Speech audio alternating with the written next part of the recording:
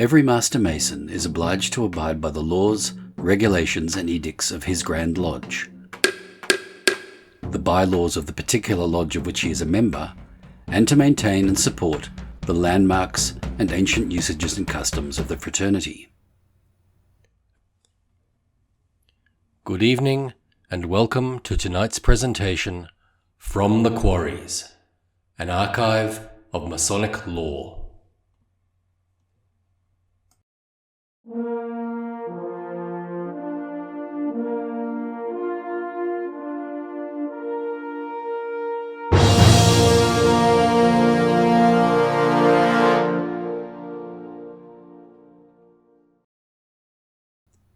It is impossible to abide by any laws if we do not know what they are.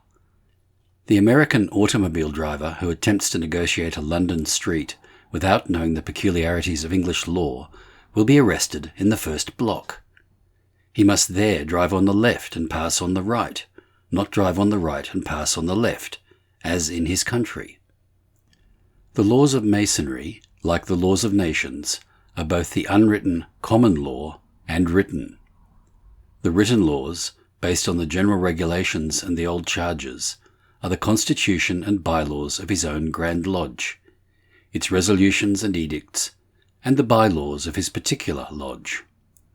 The ancient landmarks are written in some jurisdictions, in others they are part of unwritten law. In a foreign jurisdiction, a Mason is amenable to its laws, as well as those of his own jurisdiction. In this duality of allegiance, Masonry follows civil law.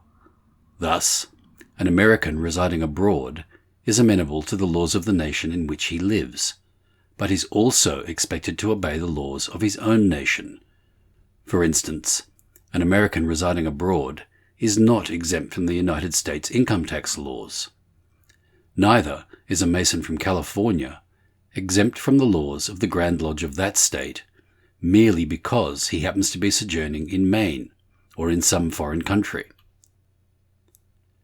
The general regulations, as set forth in Anderson's Constitutions of 1723, have a curious history into which it is not necessary to go here. Suffice it that they were adopted shortly after the formation in 1717 of the first or Mother Grand Lodge in England. The work was first published under the date of 1723.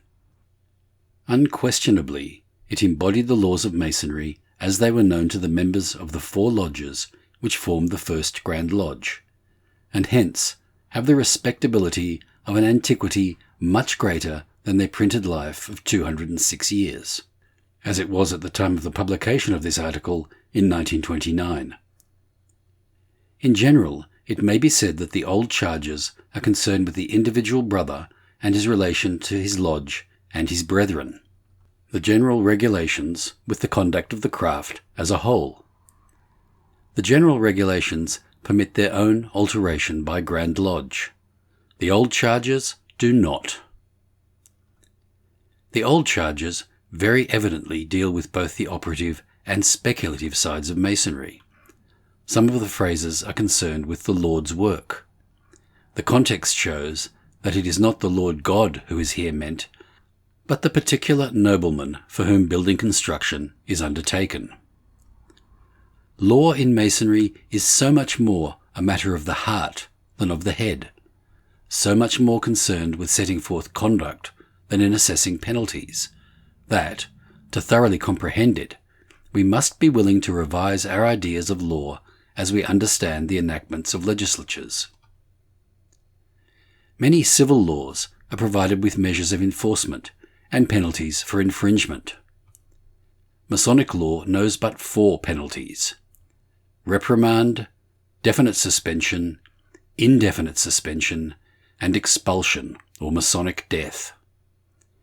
These Masonic penalties for serious infractions of Masonic law may be ordered after a Masonic trial and a verdict of guilty, but the punishment is usually made to fit the crime, and mercy is much more a part of Masonic than civil law. Infractions of Masonic law resulting in trial and punishment are rare compared to the number of Masons. the vast majority of whom are so willing and anxious to obey the laws that enforcement is seldom required. There is no universality in Masonic law in all jurisdictions. Different latitudes, different characters of people, different ideas have all left their mark upon our 49 Grand Lodges in America and their enactments. In the majority of essentials, they are one. In some particulars, they hold divergent views. A very large majority of Grand Lodges in the United States adhere to the spirit of the old charges, and, so far as modern conditions permit, to the sense of the general regulations. It is therefore of real importance that Masons, desiring to understand the law by which the craft is governed and the legal standards by which the Grand Lodge measures its laws, resolutions, and edicts, should read both the old charges and the general regulations of 1723. When he reaches the last or 39th of the general regulations, he will read, "Every annual Grand Lodge has an inherent power and authority to make new regulations, or to alter these, for the real benefit of this ancient fraternity, provided always that the old landmarks be carefully preserved." The old landmarks, or the ancient landmarks as we customarily call them, are thus stated to be the foundations of the law of Masonry, which are not subject to change. Had the Grand Lodge which first adopted these general regulations formulated the ancient landmarks, it would have saved much trouble and confusion for those newer Grand Lodges which came after. Apparently, however, the unwritten law of Masonry, the common law, was so well understood and practiced then that it was not thought necessary to codify it. There is still a great body of unwritten law which Masons customarily observe, our ancient usages and customs, which are not specified in print now any more than they were then. But the landmarks have been reduced in print and made part of the written law in many jurisdictions. Mackey's list of 25 landmarks, although there are 39 in Nevada, has been adopted as official in many American Masonic jurisdictions. Others have condensed this list into a lesser number, still keeping all his points. A few jurisdictions have a greater number, including some not specified on Mackey's list. Those jurisdictions which do not include a printed list of the ancient landmarks in their written law usually follow and practice them as part of their unwritten law. In a few instances, some of the landmarks as listed by Mackey are not recognized as such.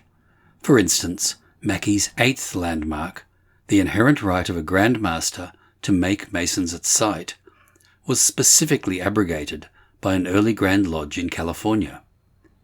In general, however, whether written or unwritten, Grand Lodges adhere to the spirit of all of Mackey's list.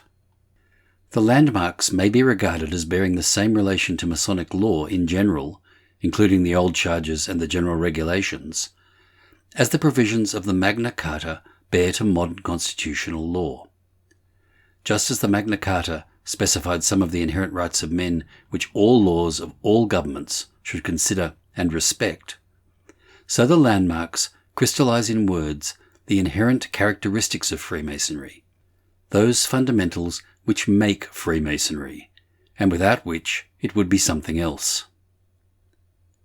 Mackey's explanation of several of the landmarks are too long for inclusion here, but his 25 statements are short and are herewith recounted. His list is chosen to appear here because it is the most universally used.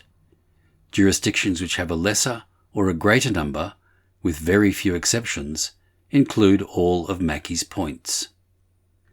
Mackey states that the landmarks are the modes of recognition, the division of symbolic masonry into 3 degrees, the legend of the 3rd degree, the government of the fraternity by a Grand Master, the prerogative of the Grand Master to preside over every assembly of the craft, the prerogative of the Grand Master to grant dispensations for the conferring of degrees at irregular intervals, the prerogative of the Grand Master to give dispensations for opening and holding lodges, the prerogative of the Grand Master to make masons at sight,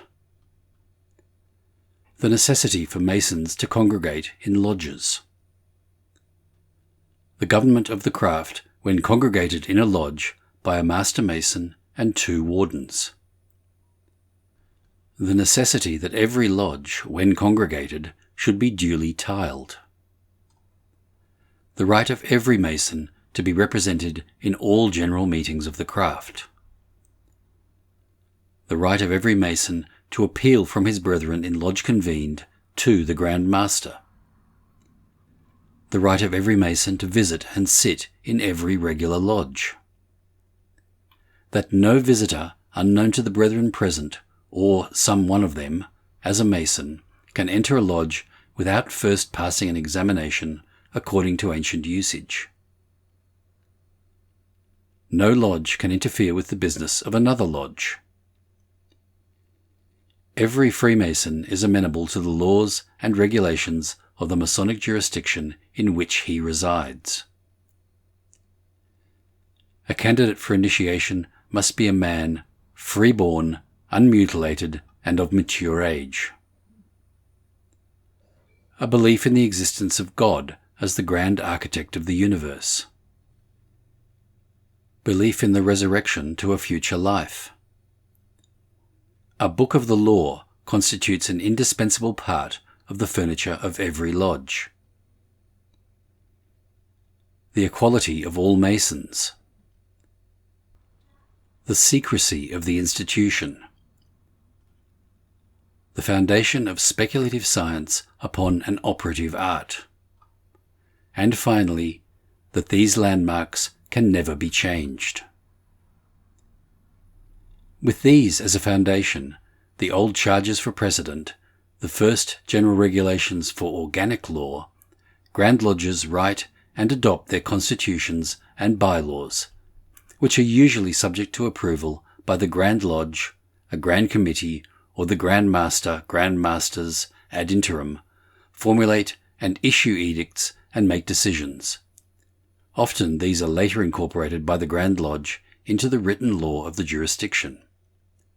All of these together, except where they conflict, as some of the early general regulations necessarily conflict with later enactments made to supersede them, form the legal structure of Freemasonry. Undeniably, it is looser than the similar body of law for the government of a nation. If Masonic law were interpreted wholly by the letter, as is necessarily the case of civil law, the government of the craft might often be as loose as its statutes. But as a matter of fact, the craft is well governed. Its ancient usages and customs so soon win their way into the hearts of new brethren that there is a great resistance to any attempt to change the old order, unless necessity shows that it is inescapable. Masons much prefer to whisper good counsel to an erring brother rather than subject him to Masonic trial, whenever the gentler method can be made effective. The fraternity in this nation, the United States, deals yearly with very large sums of money. The craft erects and maintains numbers of expensive temples and homes for the helpless Mason and his dependents. The institution disburses a very large amount in charity. The vast majority of its executives and officers serve long and arduous apprenticeships, giving their services for love, not money. These very practical matters are all conducted in accord with a more or less loosely woven body of law. And yet the fraternity as a whole can take great pride in the undoubted fact that it is orderly, well-governed, almost completely law-abiding, and very reluctant to make any more new laws for itself than are absolutely necessary.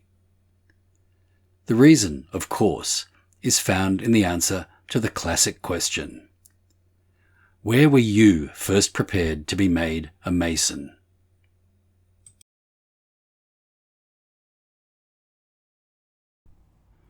For a deep dive into the history, philosophy, and traditions of Freemasonry, subscribe to From the Quarries. You will find hundreds of lectures, presentations, shorts, and other Masonic works written by Freemasons for Freemasons.